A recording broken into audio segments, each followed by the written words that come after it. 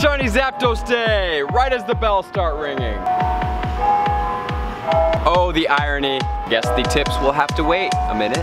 My Team Bird, Shiny Zapdos Day coming this Saturday, and we know from the last Articuno Day that they are going to be everywhere. With them being everywhere, we want to know what are the top 3 tips to maximize how to catch him, what the CP to look for, and everything in between. Welcome to the Trainer Club, guys. Here we go, Shiny Zapdos Day.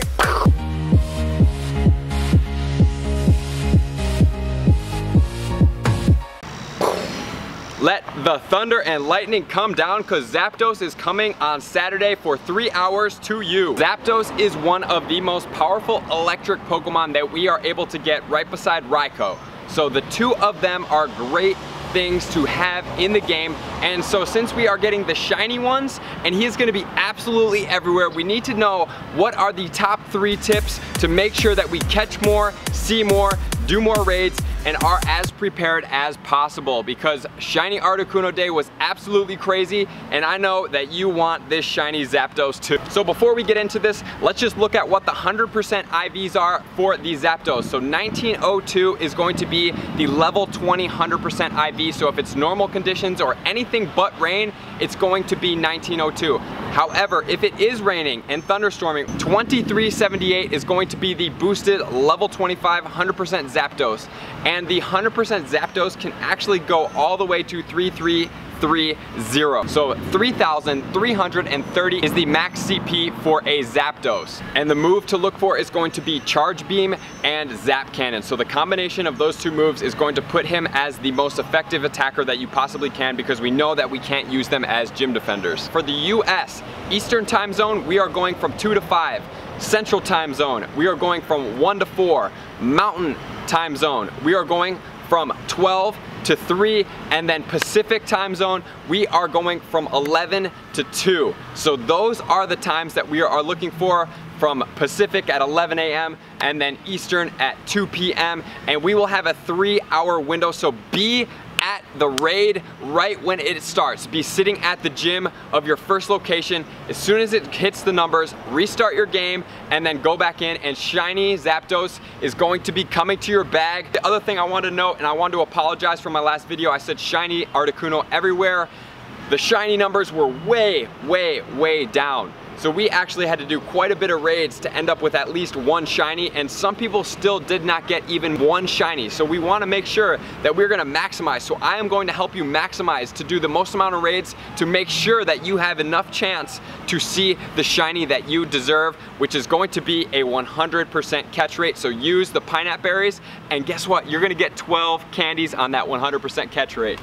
Alright guys, so let's get into my top 3 tips to make sure that we maximize the Zapdos Day and we can do and get as many shinies as we possibly can. So the first thing I want to note is that every gym will have a Zapdos raid, except if it is an EX raid that is going on. Because when we were doing the raids in Chicago, we did notice that some of the gyms did not have a Zapdos in it, and we actually did get raid passes, so that doesn't mean that every single raid doesn't have a Zapdos or an Articuno at that time.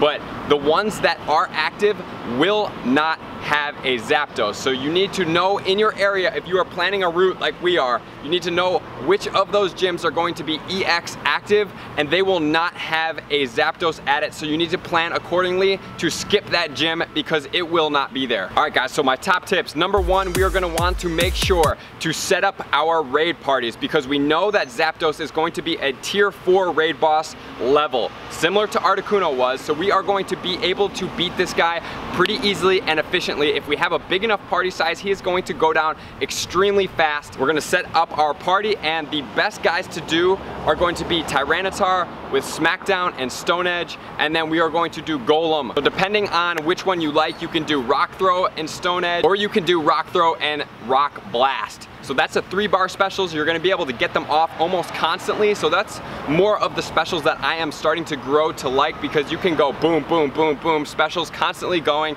And the Stone Edge, if you die halfway through, you waste that special. And so my number 2 is to get a crew, plan a route, and get after as many raids as you feel comfortable doing. So you can if you're raiding in a car and somebody's a designated driver where they're not playing, as soon as that raid goes to go, you can drive off as long as your guys don't die out, and you will still be able to catch it. However, I did hear that if you're driving and you get a shiny, it neglects the automatic 100% catch rate. I don't know if that was true because we weren't doing that last time, but that is a potential to look out for. And then also what you want to do is you want to pick a location where there is a ton of raids. So if you're not going to go and drive around, this location where I'm sitting at is Smyrna Market Village. It has 8 gyms, and within a half-mile radius of walking, about another 10 gyms. So we can hit quite a bit of gyms just sitting in this area. So if you want to just walk around,